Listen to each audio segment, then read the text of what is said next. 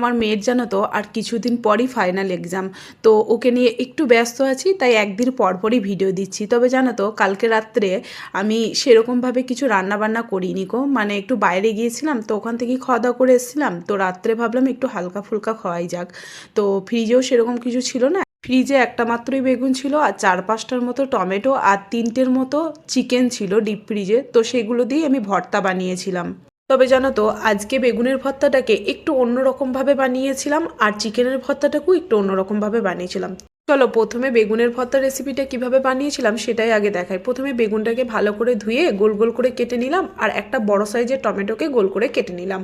এরপর বেগুনটাকে একটা পাত্রে রেখে পরিমাণ মতো নুন দিয়ে ম্যারিনেট করে 5-6 মিনিটের মতো রেখে দিয়েছিলাম। এরপর একটা কড়াইয়ে পরিমাণ মতো তেল দিয়ে বেগুন, টমেটো আর 5-6 কোয়া রসুন দিয়ে ঢাকনা বন্ধ করে রেখে দিলাম, যাতে বেগুনটা বেশ ভালোভাবে ভাজাও হয় আর সেদ্ধ হয়ে যায়।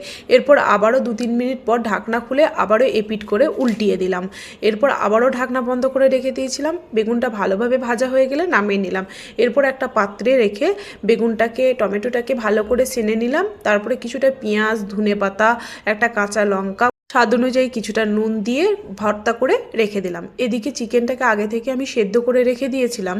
এরপর একটা কড়াইয়ে পরিমাণ মতো তেল দিয়ে কিছুটা টমেটো আর 4-5 কোয়ার মতো রসুন দিয়ে ঢাকনা বন্ধ করে রেখে দিয়েছিলাম, যাতে টমেটোগুলো একটু সেদ্ধ হয়ে যায় আর ভাজা ভাজা হয়ে যায়। সেদ্ধ আর ভাজা ভাজা হয়ে গেলে নামিয়ে নিয়েছিলাম। এরপর চিকেনটা থেকে ভালো করে মাংসগুলোকে ছাড়িয়ে নিলাম। এখানে আমার কাছে হাড় অয়েলের চিকেন ছিল, তোমরা বোনলেস চিকেনও ব্যবহার করতে পারো। তো সেই চিকেনটাকে ছাড়িয়ে নিয়ে টমেটোটাকে দিয়ে দিলাম আর রসুনটাকেও দিয়ে দিলাম। টমেটোর খোসাটাকে ফেলিয়ে দিলাম।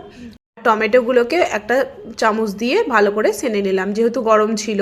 এরপর আর কিছুই নাই, কিছুটা পেঁয়াজ কুচি আর 2টোর মতো শুকনো লঙ্কা দিয়েছি। একটা প্রথমে দিয়েছিলাম, তারপরে ঝাল হবে না বলে আর একটা দিয়ে দিলাম। এরপর পরিমাণ মতো নুন দিয়ে ভালোভাবে সেনে নিলাম। ওপর থেকে কিছুটা ধনেপাতা আর কাঁচা সর্ষের তেল দিয়ে মেখে রেখে দিলাম। সত্যি কথা বলতে সাদা ভাতের সাথে খেতে আমাকে অপূর্ব লেগেছে। তোমরাও একবার বানিয়ে দেখো, খেতে দুর্দান্ত লাগবে।